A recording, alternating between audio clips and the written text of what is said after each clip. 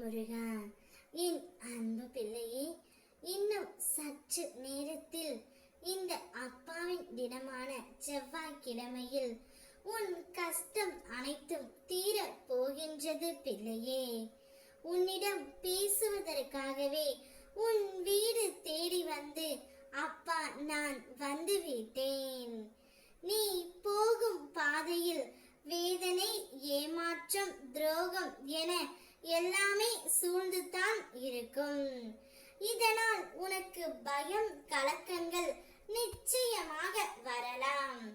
ஆனால் எதற்காகவும் நீ கவலைப்பட வேண்டாம் பிள்ளையே. தைரியத்துடன் உன் இலக்கை நோக்கி முன்னேறி செல். உன்னை சுற்றி இருப்பவர்கள் எப்படி வேண்டுமானாலும் இருக்கட்டும், ஆனால் நீ உன்னுடைய நற்பண்புகளில் இருந்து ஒரு நாளும் தவறக்கூடாது.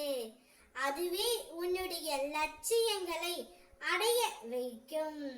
உனக்கு எது நிர்ணயிக்கப்பட்டதோ அது நிச்சயம் உன்னிடத்தில் வந்து சேரும். செய்து கொண்டிருக்கும் நற்பண்பு எதுவாகினும் இருப்பினும் இதையெல்லாம் செய்து என்ன பயன்? நான் இன்னும் கஷ்டப்பட்டு கொண்டு இருக்கேன் என்று நினைத்து அதிலிருந்து நீயாகவே விலக நினைக்காதே பிள்ளையே. அந்த நல்ல செயல்களை, உன்னுடைய கர்ம வினைகளை சமநிலைப்படுத்தும். எல்லாம் நன்மைக்கே என்று சொல்லிக்கொண்டே இரு. மனதை ஒருநிலைப்படுத்து. தேவையற்ற சம்பவங்களை நினைத்து நீயே உன்னை குழப்பிக் கொள்ளாதே பிள்ளையே. நிதானமாக யோசித்து செயல்படு. உன்னை நீ மாற்றிக்கொள்ள பழகு. உனது கர்ம பலன்கள் அனைத்தும் உன்னை விட்டு விலகும்படி நான் செய்கின்றேன்.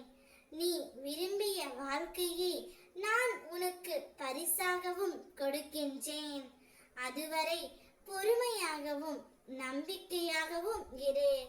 நீ உன்னுடைய வாழ்க்கையில் நிச்சயம் வெற்றி அடைவாய். எனது பரிபூரண அருளும் ஆசியும் உனக்கு எப்பொழுதும் உனக்கு இருக்கும். நம்பிக்கை ஒன்றுதான் துயரங்கள் நீக்கும் மருந்து. நீ அனுபவித்து வேண்டியது அனைத்தும் அனுபவித்துதான் ஆக வேண்டும். அதனால் பதற்றம் படாதே, பயம் கொள்ளாதே. நான் உன்னுடன் இருக்கும் பொழுது வீணாக அழுகவும் வேண்டாம் பிள்ளையே. உன்னுடைய விடியலுக்காக காத்திருக்காமல் மற்றவரின் விடியலுக்கு துணையாக இருக்கின்றாய். அதனால் என்னுடைய கருணை பார்வை உன் மீது இருக்கின்றது. உன் நடத்தைக்கும் நேர்மைக்கும் உண்டான பரிசை நான் உனக்கு கொடுக்கின்றேன். இன்னும் சற்று நேரத்தில் உன்னுடைய கஷ்டம், பிரச்சனை அனைத்துமே முடிந்துவிடும். நீ மகிழ்ச்சியாக வாழக்கூடிய காலகட்டம் ஆரம்பித்து விடும். ஓம் முருகா.